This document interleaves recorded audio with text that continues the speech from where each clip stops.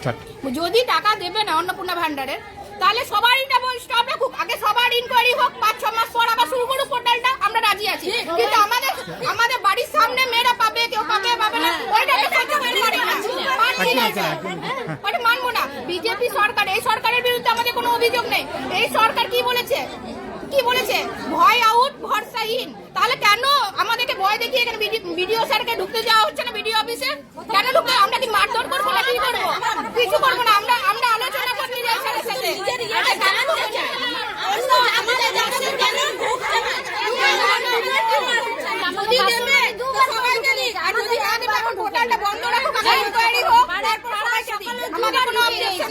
আমাদের একবারও ঢুকেনি।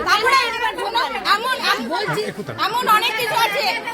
আমার জাম গ্রামের দুর্বৃত্তরা, আমরা কেন পাবো না? গরিব মানুষ কেন পাবো না টাকা? যারা স্কুলে চাকরি করে তাদের বউ টাকা দিল, আমরা সাইকেল খেলে আর পাচ্ছি না 3 মাস ধরে, তাহলে আমরা কেন পাবো না? এখন 3 মাস বসে আছে।